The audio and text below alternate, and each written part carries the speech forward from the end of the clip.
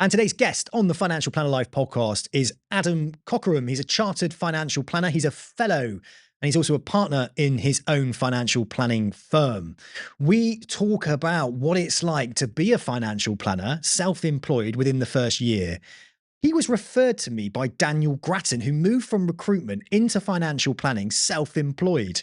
He's had such a wonderful experience being mentored by Adam that I had to get him on the podcast. And today, Adam shares his mindful approach to the first year of being a self-employed financial planner. So if you're new to the profession, especially if you're self-employed, you're going to love this episode.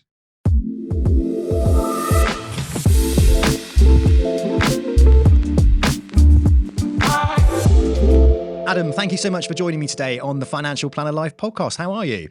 I'm very well, thank you. And it's a pleasure. Thanks for inviting me. You're more than welcome. You came highly recommended. Daniel Grattan, who works at your company. I first met him when he was looking for a recruitment job. So he had a career in recruitment, obviously, you know this, but the listeners don't.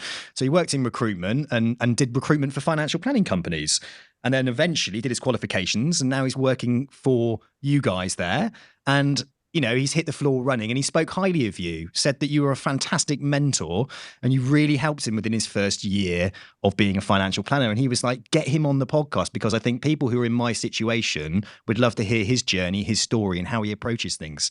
So here you are today. You're a local advisor. You're based in Bath, aren't you? Yeah, so I live in Bradford-on-Avon. Our head office has just moved to Corsham last year at Harton Park. So we cover that sort of area.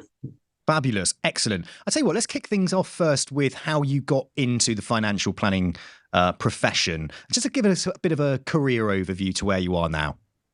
Yeah, so I came into it, I was 25, 26. I was working business development roles in previous companies, and I always had a love for, numbers, the markets, and but I also wanted to combine that with the skills I already have with face-to-face work with individuals from a business and personal point of view. So I joined a training program at a previous firm to become a financial planning assistant, then paraplanner, whilst I did my exams, and then I became a financial advisor a couple of years later. And was that just a natural transition then? Is that where you currently are at the moment? You started in admin to power planning, straight into financial planning, or did you go from admin to power planner? Did you change career direction, come back to financial planning? What was the journey? Yeah, so I've, since the point of wanting to get into the financial planning profession, I've been in it ever since. So that was 2016 when I did admin, power planner, and then I became a self-employed financial advisor within a practice. 2018 that happened. 2018. So down the route of admin, power planning, then you joined as a financial planner. Did you join as a financial planner on an employed basis or straight into self-employment? Straight into self-employment. Okay, great. Which is very common at the moment. We're seeing lots of people, second careers especially. There's so many people crying out for new advisors to join the profession. We've got these academies out there, but in reality, the only route they actually offer these academies is the self-employed route. And there's lots of people out there where they're thinking, Jesus Christ, going two-footed into self-employment seems really risky. It's a scary thought, right? Doing that. It's terrifying, and because it was only between 5 and 6 years ago when I made that jump, I remember that feeling really, really well.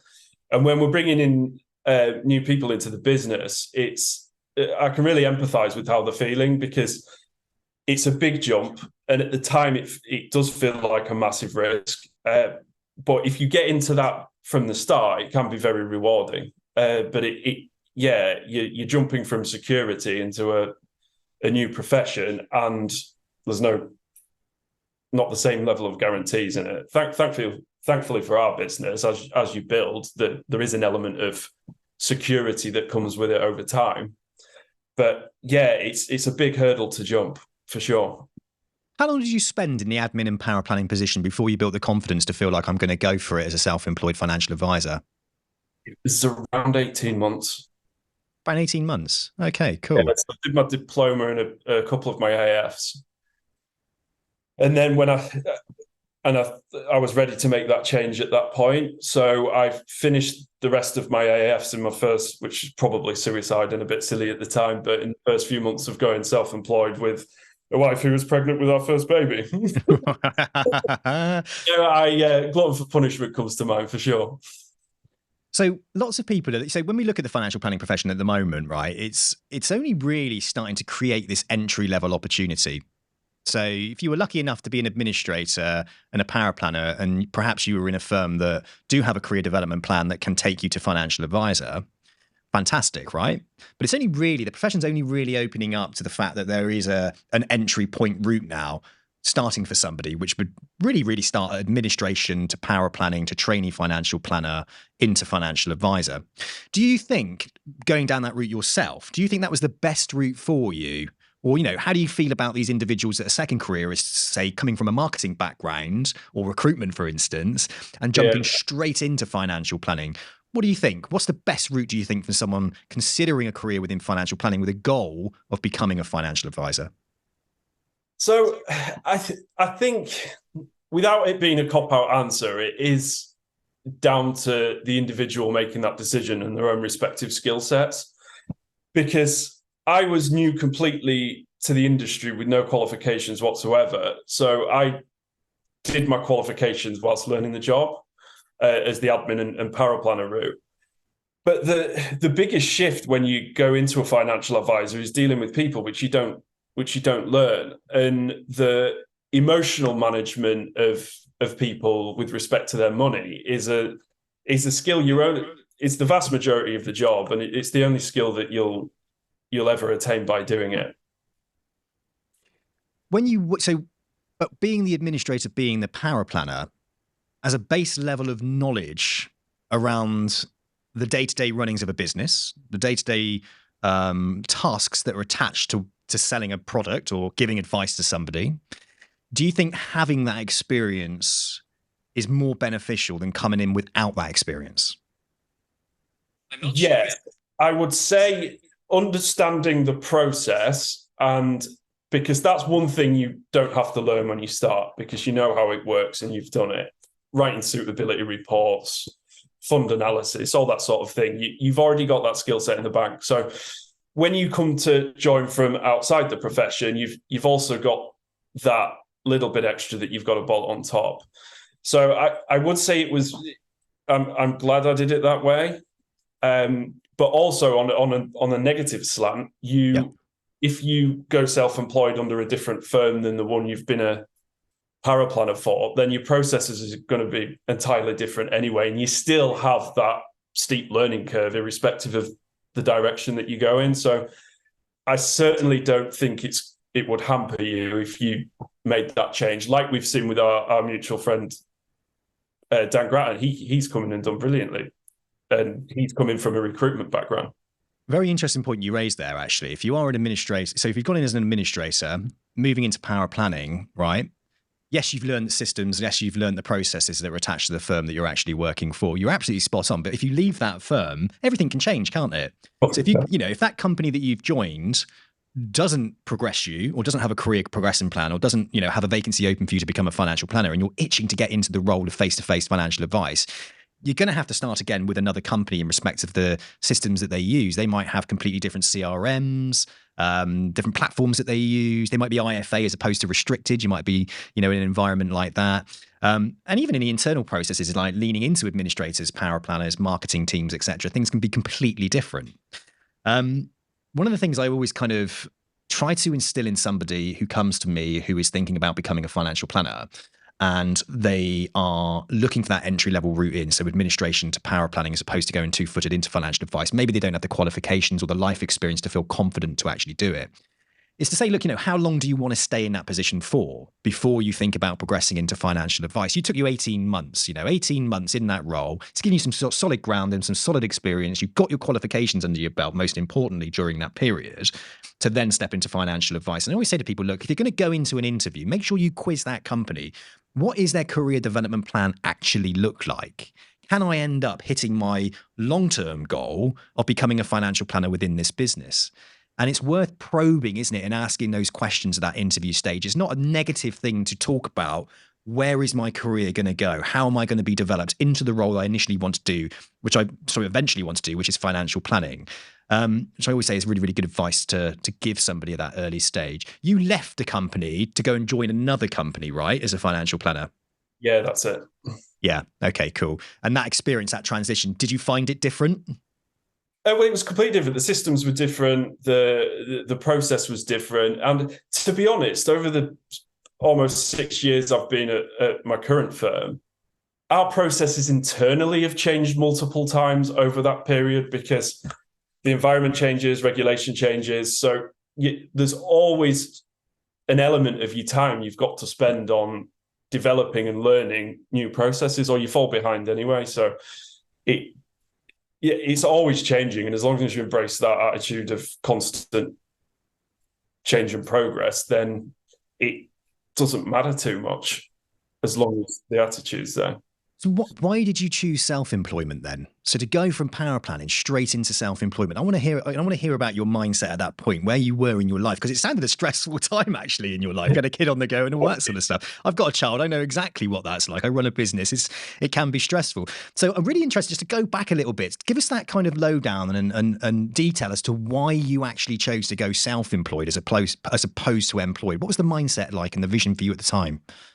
So I knew that if I went into an employed, stable, if you want, position, with the way the profession works and how you're remunerated and how you grow over time, then I knew with every passing year of being employed, it was going to be harder and harder to make a significant change, particularly with a growing family and all the commitment that comes with that. So for me, it was now is the time. If it's going to work for me, now's the time for me to do it. And I never look back. And you never look back. So when let's break that down a little bit, because if someone's employed, for example, as a financial planner, they have a salary, right? They're remunerated with a basic salary. And if the firm also has some kind of remuneration package around performance, then there might be a bonus structure attached to it. We can't call it bonuses. We shouldn't be incentivizing financial planners to write business. That's a terrible thing to say. But, it certainly is. Yeah. But, that's the reality of it, right? When you're employed, you're either getting a tap on the shoulder at the end of the year to say, look, here's your bonus based on hitting all the things like your compliance, bringing new business in, all those typical types of things. Or quite simply, a firm might just have a multiplier of your basics. So let's say, for example, you're on a 40K basic, you might have to do 3 times your basic salary in respect of new fee income or recurring income before you might start earning some bonus. And that bonus could be a percentage. It could be 30% of all business written above 3 times validation of your salary, right? Now, the thing is, and the thing you've alluded to there is once you're employed and you're in that position, yes, there's stability there, right? You've got that stable income, and at a point in time and a point in your life, that might be really important, especially around buying a house. You need that multiplier of income, and the idea, and you're used to having it, maybe you're in a relationship and that person's a bit more cautious around and worried about money income coming in. You might also not have a great deal of money in savings. If you've got financial backing, for instance, or maybe you have a lump sum in your bank account that will cover you during those periods of being self-employed where you're not receiving an income, great. But if you haven't, that's squeaky bum time. And you guys teach that, don't you, as financial advisors, to have that emergency fund in your bank account. It works exactly the same way. If you're going to go and run and set up a business, you need to make sure you've got that emergency fund in place, because you might not write business that quickly, as quick as you hope or as quick as you're being told. Some companies out there will actually sit somebody down and say, oh, it's a piece of piss to write business in financial planning. You'll be earning this much in year 1. And there's numerous advisors that I speak to have gone through specific types of training or academies, and it hasn't come to fruition that way. It hasn't actually happened that way. So there is that anxiety, I suspect, when people are thinking, do I go employed? Do I go self-employed? And, you've got to think about that employed. Does that work for me? What's the negative? And the negative you just brought and alluded to there is that in the long term, you're not building that intrinsic value, are you, in your client bank? Do you want to explain that to somebody so they can understand why you made that decision, why you felt being self-employed was more valuable to you? Yeah, so it's similar to how you educate your clients on the benefits of investing. You're not investing to look at your balance month on month, even year on year.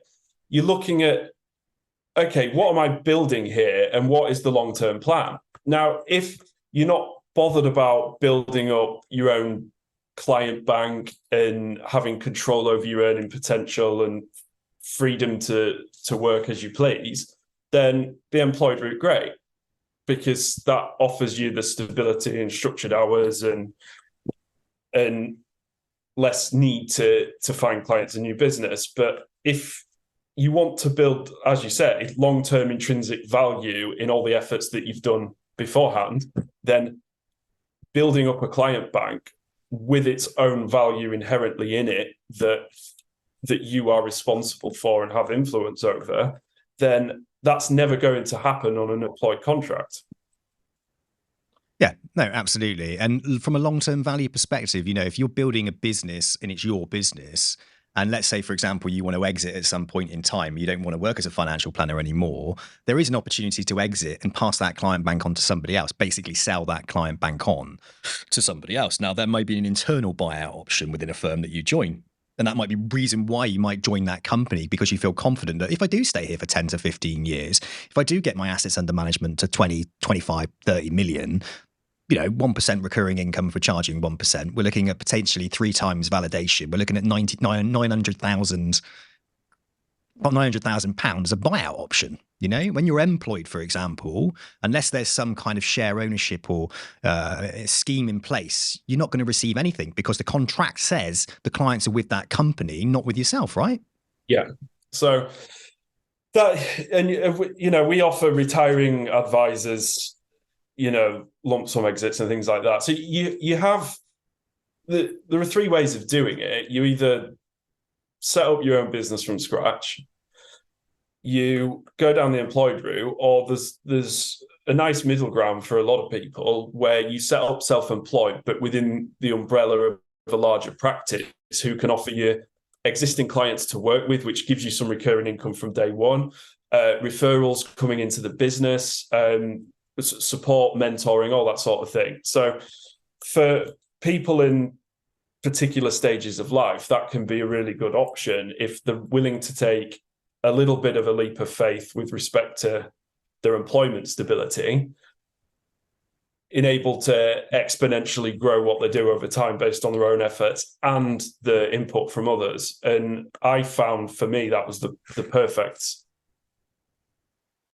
approach to go to. And then opportunities come on later down the line within the firm that you're working within as well. So multiple people working together can provide really good results. And I think, for the new people coming through the door, they find that environment really good because you nurture, mentor, assist, and help grow. And you've got to be generous with them at the end of the day because they're taking a big leap of faith to do that. So I take the responsibility very seriously, that I understand that those people, for the first few months to first 12 months, are sat there thinking, oh my word, everything has changed and everything is crazy.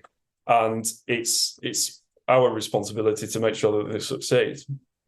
I like what you said there as well, the breakdown. You can go self-employed. The options are, and I think, if someone's listening to this podcast and doesn't really have an idea around self-employment, you've got the directly authorised route where you're going directly authorised by the FCA. You're responsible for everything. You need capital adequacy. It's going to cost you about £45,000 to go directly authorised. And you are responsible, right? Or you can be an AR. So you can be an appointed representative of, say, a network. What that means is you might have your name above the door. It could be Sam's IFA, but I'm not responsible for the compliance side of it. I'm responsible for doing a good job, obviously, and making sure that everything's filled out correctly. But it's the compliance team of that network that are going to initially sign that off. Well, there's the bit that you've just mentioned there, and this is the bit that I think is a lovely springboard into self-employment, is becoming a registered individual on a self-employed basis underneath an already established firm. That firm could be directly authorised, or that firm could actually be an AR that's built a practice underneath a network. Yeah, that's what you are. Yeah, we're an open work practice, so the combination of the compliance being taken away from you, people will argue the benefits of which option till the cows come home, and it really is down to the individual to decide what is the right thing for them. But for us, having the compliance processes, regulation, adherence, and all that sort of thing taken away from us, it allows us to focus on the job. And for somebody coming through the door as a self-employed new advisor with little experience, that can be quite, well, very valuable indeed for them. The key thing here, and I think you're banging on about it definitely, is the environment. The environment has to be right for that person who is stepping into self-employment. You have to feel comfortable and confident that if you're going to join a firm, that they've got that support mechanism wrapped around you. The fact that you guys are an AR, it takes away the not responsibility as such, but it does take away a lot of the pressure of compliance. That frees up your energy and time to be able to deliver a good service to the employees that work for you. It allows you to work with them, perhaps, and train, develop, coach, mentor them. And this is what Daniel was saying to me. He's gone from recruitment. He's gone from recruitment into financial planning, self-employed. Same, you went straight into self-employed as well. But he was talking about like the first year is the toughest. He is working long hours. He is working till 10, 11 o'clock at night, he's telling me. He said he's working really, really hard. And he said the reality in the first year, it's tough, it's rewarding, but it's tough. And having an environment that you work in that can support you now, and that's another thing, it's not just supporting you with compliance, right, or a website or anything like that. It's hands-on, it's hands-on mentoring. It's somebody who's trodden the path beforehand, who can turn that around and deliver some training and some development and some coaching, can, steer you in the right direction. They've gone through the jungle with their machete and they've cut down everything and you're following that path. It's a tried and tested path. So going self-employed straight into it, or even just going from employed into self-employed, having the mindset of like looking at the firm that you're joining, do they have that support in place? What's the environment like? Because I'm going to need help within those first couple of years. Because not only do you need your competent advisor status, you need sign off, you need supervision. So there needs to be people free to be able to do that, right? We need people to be there, able to do that, observe, coach, all those typical types of things. But even things like passing clients on. Is there a good lead source within the company, or is there client banks that can be passed on? Can somebody bring me into a client meeting and show me how to deliver things in the correct and proper way, especially if I don't have exposure as a paraplanner, perhaps, sitting into client meetings. So let's talk about your environment. What do you think a great environment actually is? Let's dig onto that then. So what's a great environment for, as an incubator, let's say, for the first year, for somebody going in self-employed as a financial planner? Yeah, so there's a few things that we like to work on and offer for self-employed advisors coming in. Now, the first one, and it's it's very cliche at the moment, but it is the culture, and it's to have somewhere where we're all together, we can bounce ideas off, discuss cases together, discuss how we get our name out there, and we all get together once a week as a full company and offer continual training and discuss cases together and processes, what's worked, what hasn't. And the new people coming in, they may not have as much input into the discussion, but they can pull a lot from it just by us all being together. So if you have a completely disjointed firm where everybody's all over the country, and then you've got somebody sat in their bedroom trying to make some money without it, I don't know how long that's going to work for them. And it's your responsibility to offer that to them. And so there's that. And then when people join, we offer clients for them to work with some residual income. Right. That's one thing I really care about, because to these people making that big step, you've got to be generous with them, because they need the opportunities to flourish. And if you're not going to help them, the reason they joined within a firm rather than set up on their own is for the very reason if they need a supporting environment, right? Otherwise, they'd just go directly authorize and do it themselves. Mm-hmm. So be generous with them. So I give most of my leads away now that come in and inquiries. And that was quite psychologically strange thing to do at first, but I've got used to it. And it's like, do you know who's perfect? This new person I've got in my team is perfect for that. And that's helping them build up their client bank and getting the name out there, which then starts to generate referrals, etc. So that's really helpful. We do shadowing meetings, so they come out with the three directors when they first start and come to our meetings and see how we liaise with clients and how that works. And so the first few months is very much a systems training and shadowing and all that sort of thing. And we also provide funding to the new people who come in if they need it. So some people come straight out of a job with little savings. if they're relatively young or just come out of a training program, and we'll offer them financial support to help them. It's really important. I really like what you said there. You've hit the nail on the head around how to support somebody who's going in straight away, employed or self-employed, really. You do need to be able to put some clients in front of them to get them to give them that experience and to give them that confidence.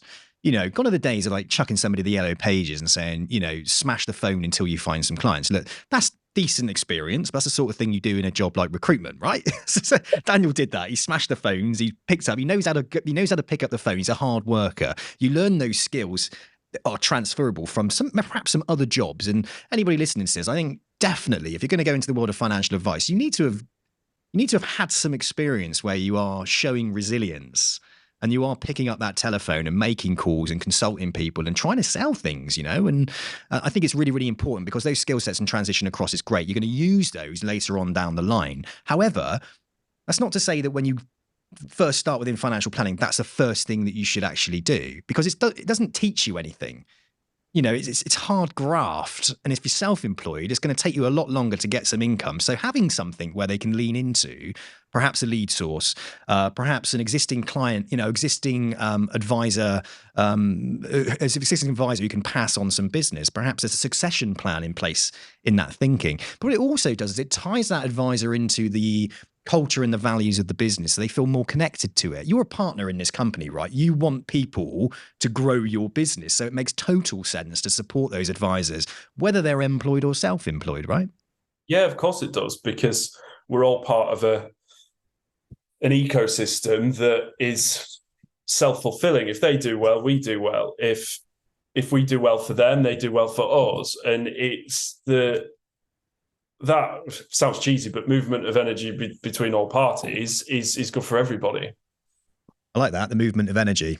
That's not cheesy. That's how I think. I'm a massive fan of energy flow, and I think it does flow around like that. And you've got to open up those energy channels and pass it through. I like it.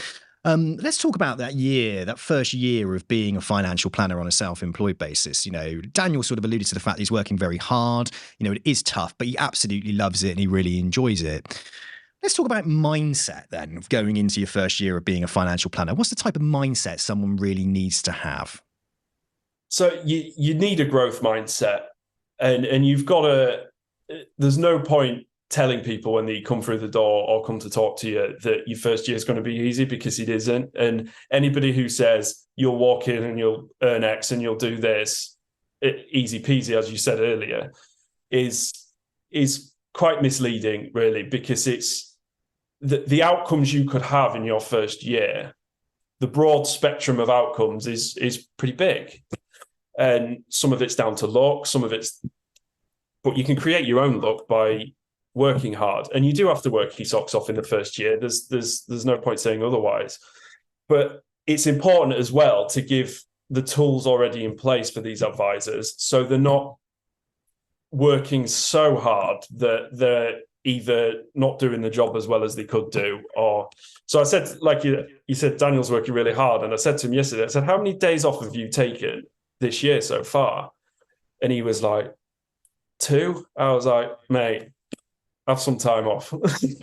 You're doing great. Have a breather, come back to it. And yeah, that's really important. So the mindset around looking after yourself, as well as putting in those, basically going into it in the mindset, it's going to be tough, it's going to be hard, it's not going to be easy. Year one is all about learning, getting your feet under the table, understanding the clients, understanding how the business works, understanding client acquisition, how you deliver advice, the timescales and things attached to it.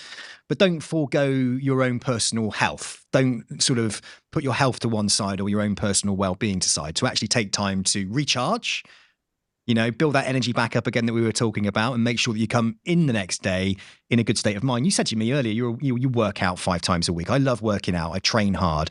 3 days I stopped training this week. I went back on yesterday and I was lifting 5 kilograms heavier than I was last week. And I was just like, why is that? And it was like, because I had a rest.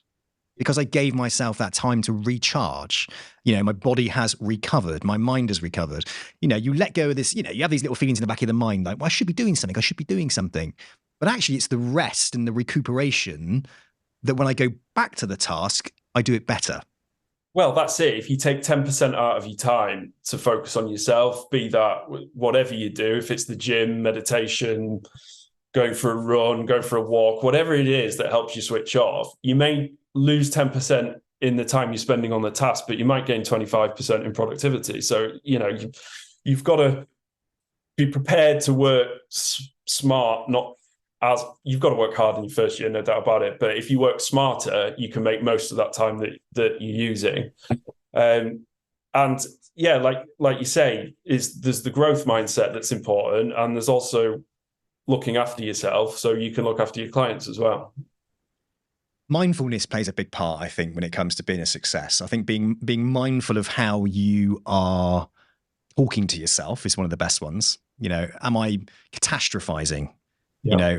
Am I putting these thoughts that are coming into my head that I'm not good enough, or a high expectation of myself or others? Am I putting these thoughts on trial? Am I looking for evidence to see if what I'm thinking is actually true? What part has mindfulness played in your early career part of your journey? Do you teach that to the newbies that come through? It's become a really big part of my life, actually, over the last 2-3 years. And yeah, when people start catastrophizing or panicking about the workload, I just try and talk them down a little bit and remind them that nobody's dying, everybody's okay. And actually, if you reframe it, you're actually in a really positive position that you are so busy with all this work. And it doesn't have to get done by the end of the day. If you manage your diary around it, you can give yourself enough freedom to do it in a much less stressful way, because the job has the ability to cause stress, but it's not the job that's stressing you out. It's your own thinking about the job that stresses you out. So as soon as you start to realize that, then it becomes a lot more manageable, because all the job is things you have to do. You either choose to let it completely take over your mindset, or you can treat it for what it is and just get on with it, which makes the whole thing a lot easier. What do you think are great tips for somebody then in that situation? Perhaps they are overthinking something. Perhaps they have ambition. Perhaps it's borderline unhealthy ambition. What do you think are some of the tips around the mindset, around maybe time management, maybe around task management? What things do you think have worked for you that you would tell somebody in their first year to start to implement, because over time it's going to have a hugely positive effect on them? Yeah, so from a day job point of view, your process is, keep you back and forth to a minimum, with clients. Get everything you can in one go, even if it takes you a little bit longer to do it in the first instance. And then keep yourself in control of the process. Get what you need during your meetings. So the only person that's responsible for the next step of the client journey is yourself until you go see them again. And I've seen too much back and forth previously where there's information missing or forgot to ask that, etc. And then you've got to go back to multiple parties to try and get that information. You're then at the mercy of that party responding when they've got busy life, children to look after, etc. So if you focus on the time that you're using with people, even if it takes longer, it actually speeds up the whole thing. And there's a lot of stuff you can get from people before you even meet them, which helps you to focus your conversations with people on things that are a little bit more fruitful, rather than what's your date of birth, what's your national insurance number, and things like that, because that sends you on a whole different conversation path, and it's hard to change it then once you start doing that. So it's about creating the best process, right? The best system and the best process for gathering that information in a kind of one and done scenario. So you're not going back and forth, you're not wasting that time, but also you're clearing your mind, aren't you? Because it's nothing worse than not getting something, pushing on to the next task, and in the back of your mind, you're like, oh no, I've got to do that. And sometimes I can minimize things like that. I'll push it down because I'm so focused on new that everything's coming into the sausage machine, but the sausages are all not being made correctly, when they're coming out the other end. So it's really, really important, isn't it, to have those systems and processes in place. I had a really interesting chat with a chap called Warren Shute. He's a financial planner. He's a coach. He trains other financial planners now on a 36-month program around how to implement, really good systems and processes into a financial planning business. He's got 7 staff. There's him. He's pretty much the sole practitioner. He built this business, Lexington. He turns over £1 million on his own as a financial planner with a very small team. Now, from his perspective, it's all about processes and systems. And he, echoing what you've just said, making sure that you are getting everything done in the correct way at the right time and moving through the process, like a tick sheet almost of things that you need to actually do.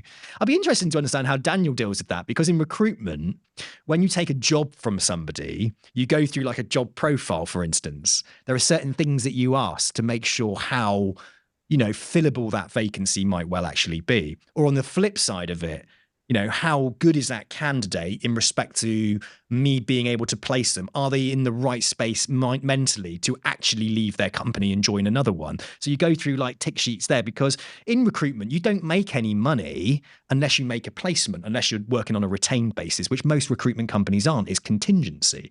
So the mindset about making sure that you're de-risking every situation is a really good skill set and trait to have, I think, when moving into financial planning, not only from making sure you're doing the right things in the right way, but also from a compliance perspective and you're not breaking any rules, right? Yeah, exactly. As soon as you go out of process, everything just gets thrown in the air, and you could end up doubling, tripling your workload.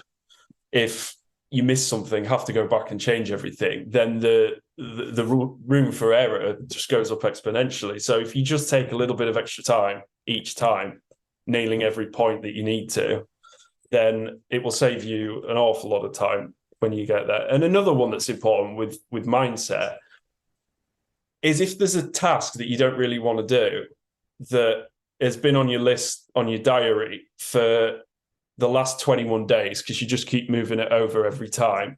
I'm guilty of it myself sometimes. I'm not perfect, but I know when I'm doing it. I try to avoid it as much as I can. Is if you just look at that and do it, then that saves you 21 days of continuously thinking about that task but not doing it. It's so much easier just to do it and get it out of the way. There's a reason why we don't do it, isn't there? Yeah.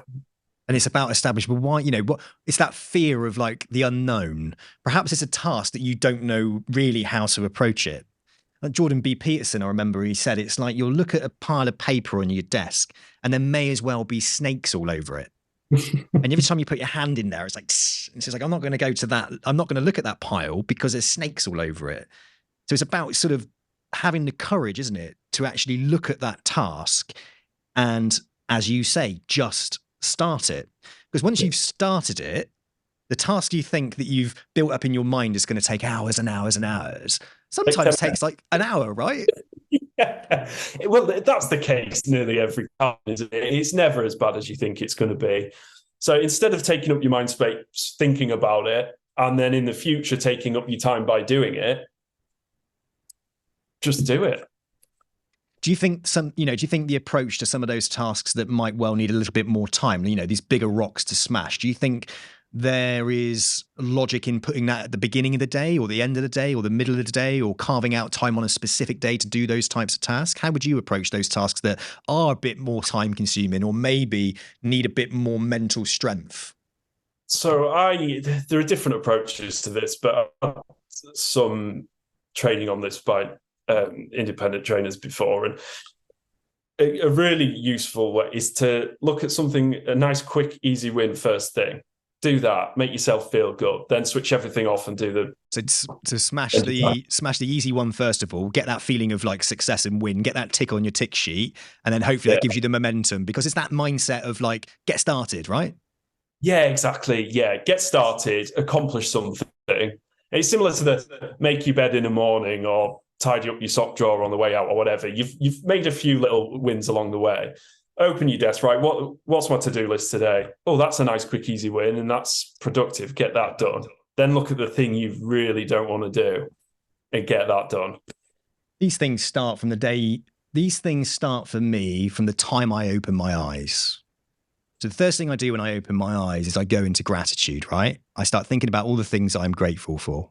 I sit down, I get out of bed, my feet touch the ground. I'm grateful for my legs, I'm grateful for my eyes when they open, the roof over my head, go in, give my daughter a kiss. She's in bed, grateful for my daughter. Look at my wife, fantastic. She's next to me. She's alive.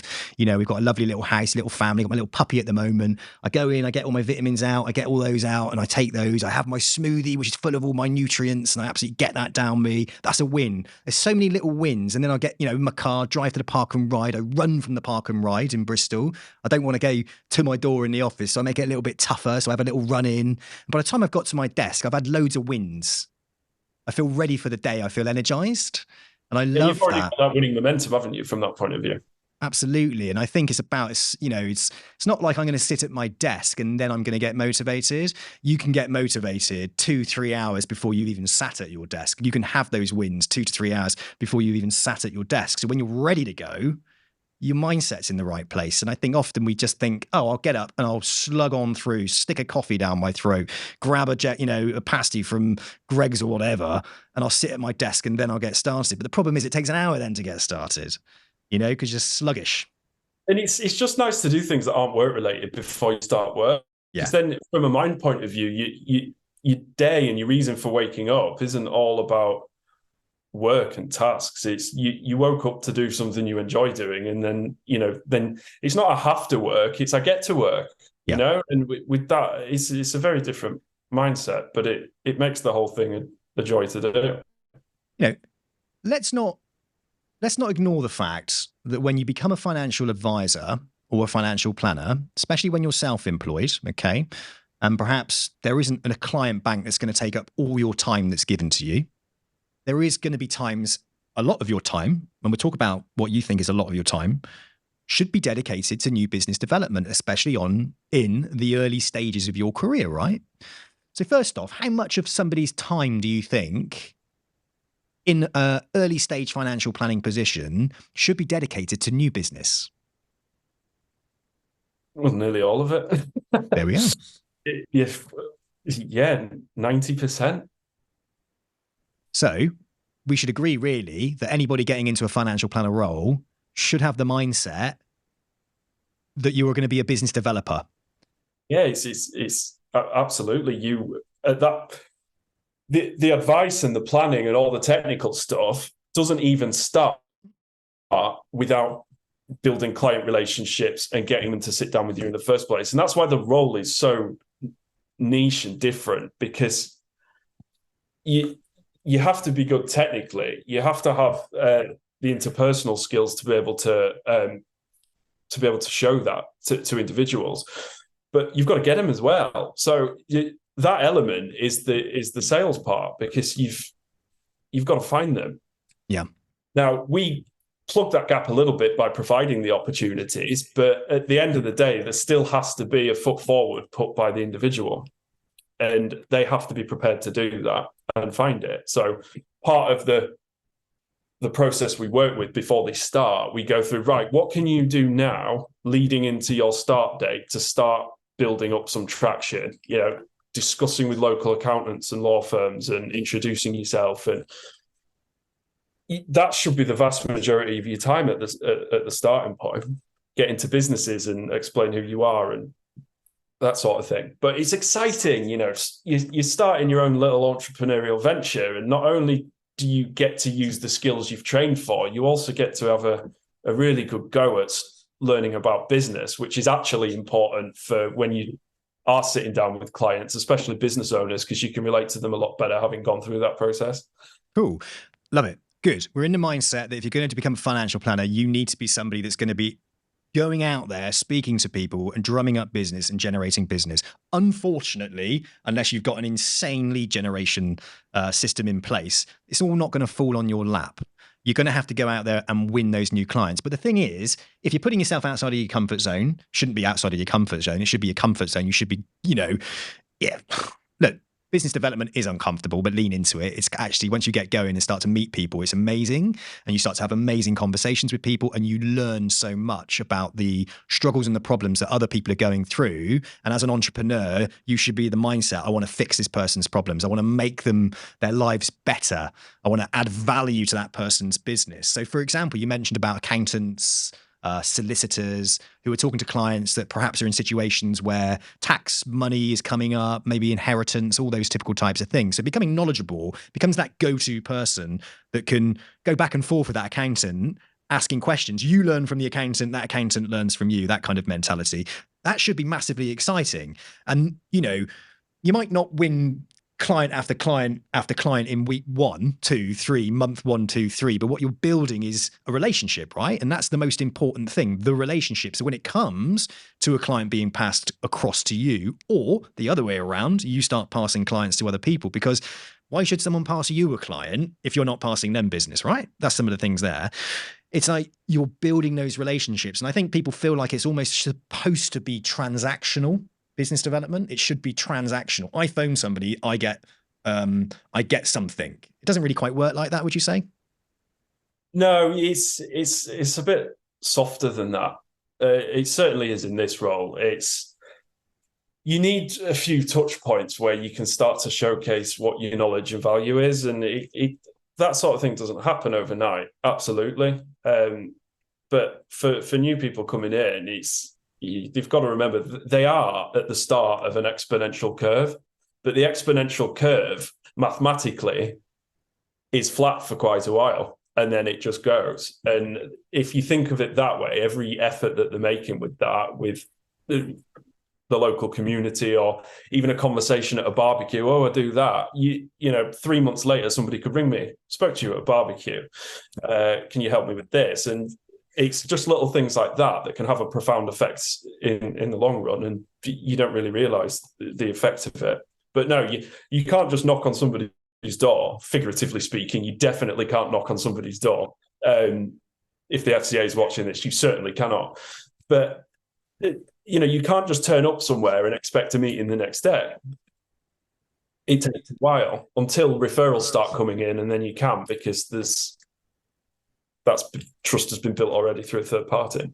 So let's look at somebody who's like, they're thinking about going self-employed. Maybe they've just started self-employed. Maybe they're struggling a little bit around generating clients.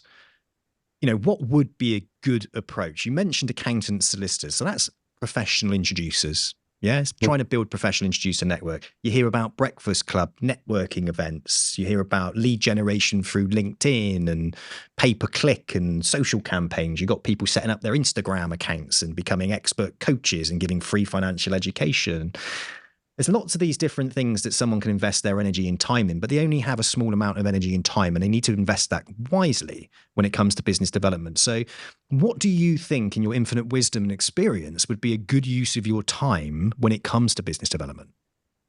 So I focused quite heavily on my digital footprint early on. And that's something I help all the other guys with when they come through, because that's stuff you can get on with straight away. A Google listing, reviews from existing clients is quite easy to attain, and the impact that has is rather profound, to be honest. So that's what I focused on, and that works really, really well.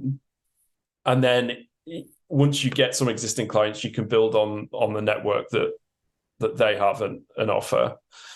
And that, to me, keeping it relatively simple.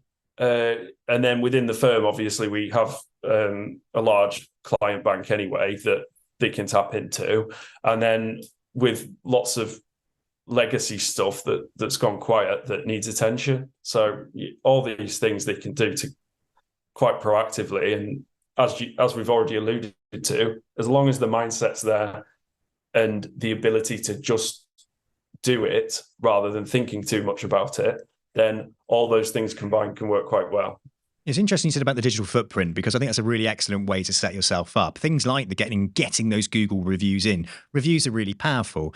They're powerful if you're asking for reviews, you're getting them on your website, or you're getting them on your page, or you're getting them on Vouched For. Do you use things like Vouched For, those types of sites? Have you ever used those? Do you think that's a good idea?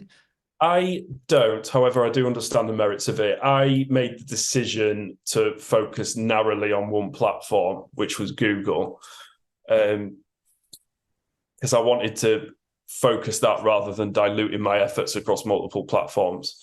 So I focused on that and got myself to a point where I have the most 5-star reviews in my local area, and that's worked really well.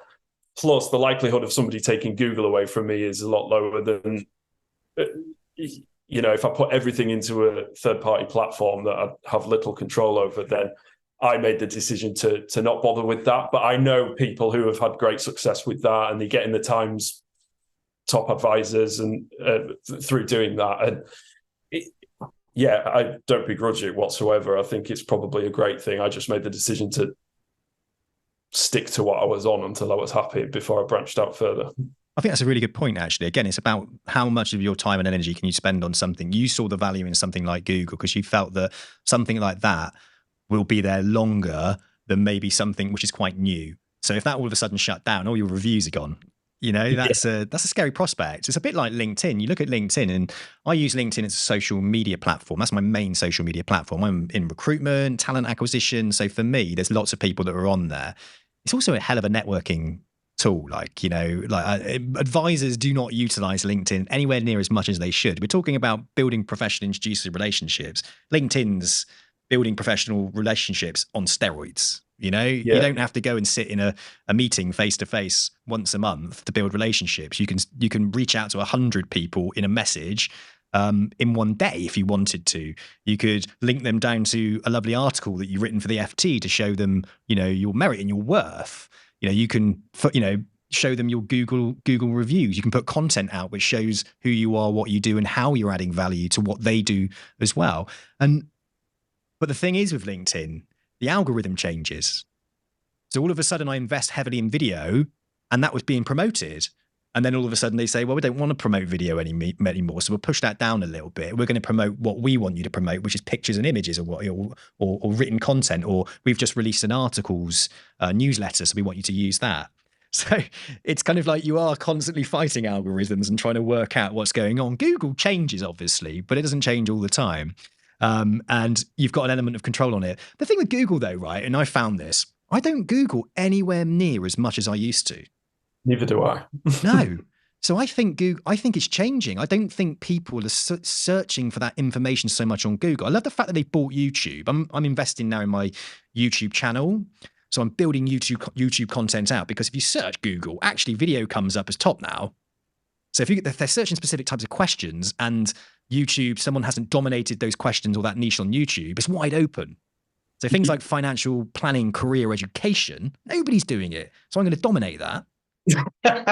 Good luck to you as well. So you're absolutely right. The problem with putting yourself on platforms is that the digital landscape changes so quickly that you've just got to turn at some point. And like you say, with AI improvements and ChatGPT being used more as a tool, for example, then it's going to be the traffic directed towards straight Google search, I would expect, is probably going to go down. So there's going to need to be a move to a platform that's more relevant, which 2 years later will be out of date as well. And then you've just got to keep going. It's a never-ending relentless march, isn't it?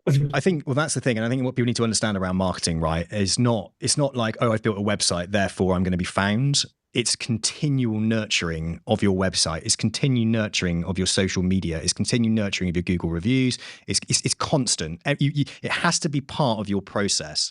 If you're going to lean into marketing, if you're going to lean into video, if you're going to lean into podcasting, whatever it is that you create, you have to be consistent with it. You have to keep on doing it and you have to move with the times because things do change. But if you can build that into your habit process and it becomes part of your routine and it doesn't take too much of your time, because sometimes people can go, oh, I've got to have a social media Instagram page. That's the thing that's going to make me loads of money because I see other people doing it. They don't see the fact that is it making them money? They just think it's making them money because they're seeing somebody talking about something that they do, therefore they feel indifferent and they're like, oh my God, they're doing it, they must be dominating, therefore I should do it. Whereas actually it's like, it's not really quite like that. You've just got to keep on nurturing the things that you're doing because your skill set that you lent into was copywriting, right? Content creation, the written word. Yeah, so writing is one of my favorite things to do. It's one of my biggest passions. So I have had a speech writing business previously. My work as a financial planner took over in the end. So it was a side hustle for a long time due to a creative it was a creative hobby that I turned into a small business, but I've since stopped doing that. But I've always loved writing, so I use that to, generate articles, provide content for existing clients, to learn more about the financial landscape and things like that. And as well, which is a really good tip for new advisors coming in, is to if you think, or you come across something in a case that is interesting and should be shared, or you feel strongly about something that's going on in the marketplace, write it down, send it to FT Advisor. They'll, if they're more than welcoming to receive opinion pieces. I've done had 3 or 4 published by them. And whilst nobody's going to read that FT Advisor and ring you and say, I need your services, if they look you up and you're producing content for an established publication like that, then it's only going to help with how you come across to the wider world. It's your personal brand, isn't it? Yeah, it is. Yeah, absolutely. And you're absolutely spot on there. Very much about the personal brand to some extent. It's interesting because, what you've just said there about writing, if it's something you feel strongly about, or you've seen something and you have an opinion on it, then yeah, write it down, put it into, 800, 1,200 words. It's great to get it down anyway. It's therapeutic writing. I do get a bit anxious when I have to put pen to paper.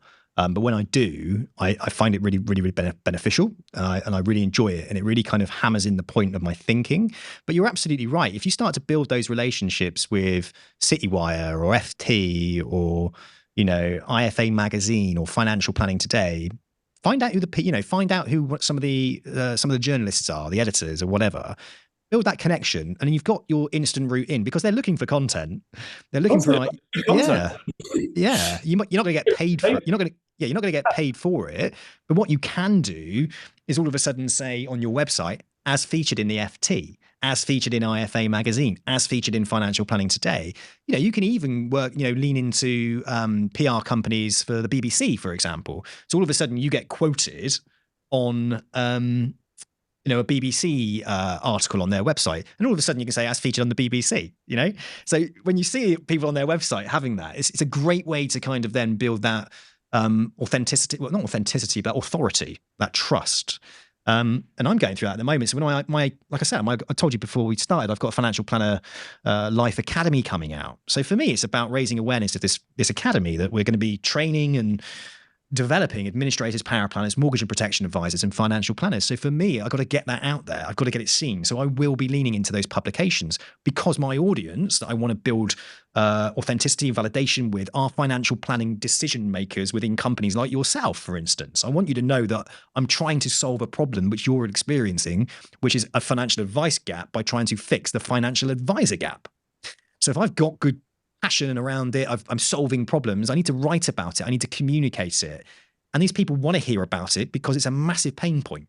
So there, I'm going to create content, videos, I'm going to pop it out there, I'm going to ask them to like it, comment, share it, put it in their magazines, put it in their articles, and it's going to have a profoundly great effect on me. Am I going to be paid for that? No, I'm not.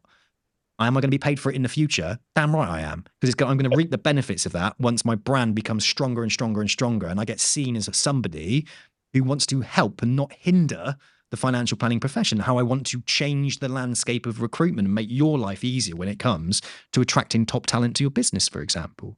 So you've got to kind of get yourself up there and be seen. There's a really good book, isn't there? Is it Dan Priestley or Key Person of Influence? Have you read that one? I haven't, no. Give it a go, give it a listen. And anybody listening to this podcast, I wax lyrical about it all the time. It's about establishing yourself as a key person of influence within a specific sector.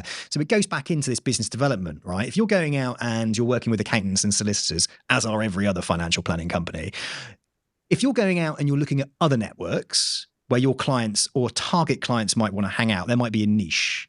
So let's say, for example, e-commerce. I spoke to a financial advisor who worked for Amazon for years, helping shops on Amazon, so these e-commerce shops, how they can sell more, how they can position their products better, and all of that.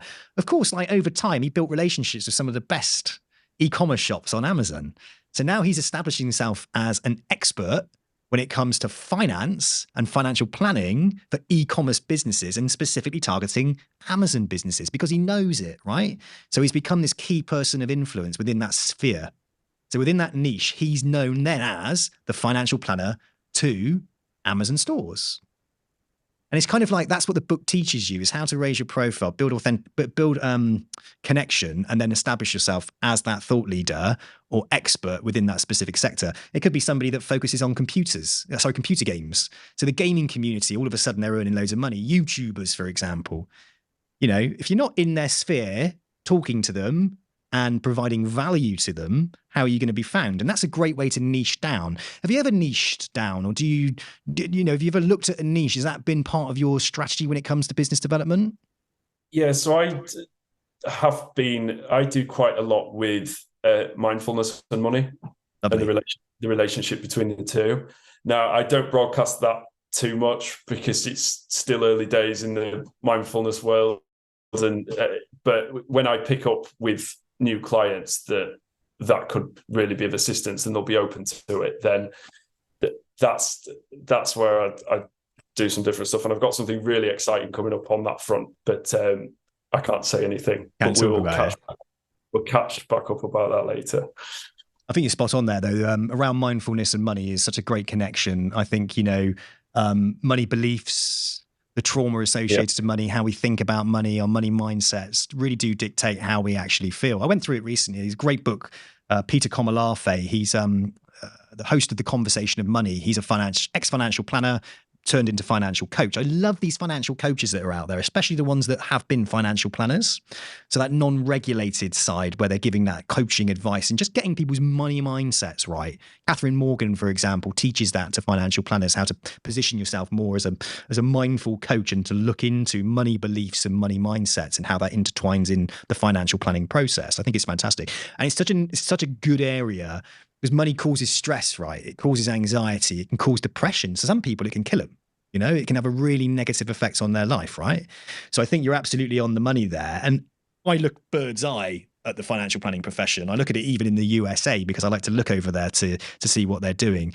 And that mindset around money is such a big thing. It's such a big thing, and the well-being associated to it, even to the point of physical fitness. Can you intertwine physical fitness, spirituality, physical fitness and mindset into money? And then because it kind of then gives you, doesn't it, a good talking point, because they're all kind of areas where people want to improve.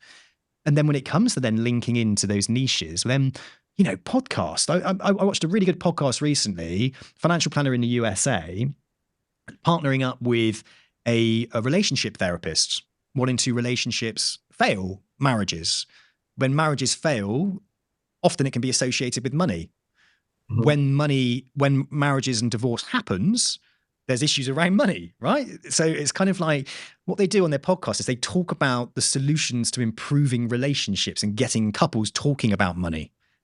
A, with the insight that it might actually save some marriages, but B, it also prepares people for if they do make the decision to divorce of how they should approach it in the right way to ensure that from a financial perspective, they're not subject to things like financial abuse or being misled, and they're getting what they should have, and things like pensions rules and all those typical types of things that are associated to things when people break up. And I saw that podcast and I saw the way they did it, and I just thought that was such an awesome way of niching down, partnering with somebody else in another environment, and then you become the financial advisor to like the therapy section. And then all of a sudden, you've got to reach out to 100 therapists in the UK, say, this is what I do. Would you like to come on my podcast? And then you've got them all coming on your podcast, talking about specific things around therapy or mindfulness or whatever it actually is. But then you're in their mind when it comes to anybody that has issues around money. And I want someone to do that on the podcast. I want someone to partner with therapists, counselors, and make that a podcast, because I think it would absolutely dominate in the B2B sector. Yeah, I agree. Come to me if you want to set that up, mate. I knew you were going there with that. Always closing. You've always be closing. ABCs in it. Always be closing. So, listen, it's been lovely talking to you. Is there anything at all that you feel that we haven't covered today, where if we're looking at somebody within their early part of their career, whether they're employed, whether they're self-employed, whatever, is there anything else at all that you think would be real valuable to hear from yourself and maybe help them navigate this quite tricky year of being a financial planner when you first start, for instance? It is. It has been a tricky couple of years. In fact, it's been a roller coaster the last 5. Let's be honest. But it's just to remind you that sometimes new advisors, younger advisors, or less experienced advisors can put a lot of pressure on themselves based on something that's completely out of their control, and that is the wider economic environment, how clients are feeling about the current situation, and when they watch the news and all that sort of thing. To get in your own head too much about something that's completely out of your control can end up leading you to not doing what is completely in your control. And that's educating and managing these people through this process, because that is what the job is. But if you catastrophize over things you can't change, then the things you can change are going to be very difficult because you're not in the right headspace. So it's about detaching from the outside world, and remember that what you do for people in the long run, you do phenomenal things for people's lives in the long run. And these ups and downs is just all part of it. Where do you think that mindset shift and change actually starts? Because you could tell someone to be that way, right? And it's annoying when you do. It's annoying to say that. Where does that responsibility lie? Look, like 4 years ago, I gave up drinking alcohol. I was a wreck, right? I was drinking alcohol. I was depressed. I was anxious. I was borderline suicidal for like a long time. I hated it. Like, I was running a business. I stressed all the time. I just felt awful. I gave up drinking alcohol because although it wasn't the problem, it was definitely like pouring petrol on a fire that was already there, right? 12 months down the line of giving up, I was actually at my worst. I felt terrible. So I realized it wasn't alcohol that's a problem. It's my thinking. It wasn't the drinking that was a problem, right? That was when I really started to look at myself and really got to know myself, my thinking, my shadow self, and really started investing quite heavily in ways to change my brain and to change my thought patterns, that neuroplasticity, the ability to change, right, neurologically. And it took me a good 3 years, I would say, to get to this point. And it's an ongoing process. Like, it's an ongoing process for me. But I went from a 3 out of 10 daily to being like an 8 to a 9 out of 10 on a daily basis. I completely and utterly changed my mindset. But I had to do it. I had to go through that process, right? I had to learn about mindfulness. No one could spoon feed it for me. I run a business. I've got over 20 people in my recruitment company, but I've built a process of well-being for them because I feel it's important. I lead by example. I talk about my issues. I talk about mindset. I talk about ups, downs, anxiety, stress, depression, what we do to ourselves, right? What our environment does to us, just so we can be mindful and make those changes and recognize it very quickly on. I create a system where if somebody has depression, anxiety, tough times, I pass them on to a counsellor. I'm not a counsellor. I try to solve their problems so many bloody times that it's like banging your head against a brick wall. I can listen and I can signpost somebody to get help, but they have to be the ones that want to help themselves, for example. Now, that's an extreme sort of side of it. But these problems that people experience, these limiting beliefs that somebody might have, it's down to them to solve it. Us as managers, us as leaders in our businesses should coach somebody through it, signpost them, and have those milestones in place because we've walked it and we've trodden the path. And for me, that's hugely important. As business owners, we have a responsibility to our staff to give them the tools to be better people. Our staff need to pick those tools up and start implementing them and using them because we can't make somebody do it. So one of my advice to anybody is you want to be a success. It's hard work to be a success, but you've got to put the work in. And a great place to start is to understand this between your ears. Like, why am I thinking the way I'm thinking? It's all you have. So it's probably the best place to start. Yeah. It's what you carry around with you all day long, isn't it? Yeah, exactly. And that's it. make sure you've got that mindset before you go into something. Listen, thank you so much for your time today and just sharing your experience, your expertise, your understanding. And I think it's been very helpful to give people clear perspective of what it's like to start out in financial planning, whether you're employed or whether you're self-employed, and what to look out for as well, I think, in an employer. Sounds like you're building a really lovely business there, and you are supporting people because you've got lived experience. You know, you're not throwing a yellow pages at somebody and saying, get on with it. You're giving them the reality of the job, but you're also supporting them from a mentoring perspective to make sure, you know, that they are advocates of your business as well and they stay, right? Because, you know, that's massively important. So thank you so much for sharing on that. Anything you want to leave anybody with? Well, you've asked me what would I tell myself the earlier me when I first started. Yeah, go for it. So the one thing I learned is if you are in your first year or your first couple of years, it really isn't a race. And I know that because I thought it was a race, and it just wasn't necessary, because you will get there. You're all on the same trajectory, and it doesn't have to happen overnight. So, you know, look after yourself, take care of yourself, and it will follow if you just keep putting one foot in front of the other. It's not a race. It's not a race. It's ongoing. Because there is no there. People often say, I'll be happy when I get to X, or I'll be, when I get to Y, that's when I'll start to take more time off. But guess what? When you get to X, you're not happy until you get to Y. When you get to Y, you'll never be happy until you get to Z. And it's a never ending. As long as you're making progress, that's all you need to care about, rather than giving yourself either unobtainable targets or targets that are going to put you in a stressful position. Adam, I think we can sum that up as progress, not perfection. Yes. Fantastic.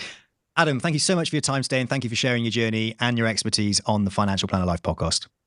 Thank you very much for having me. Cheers.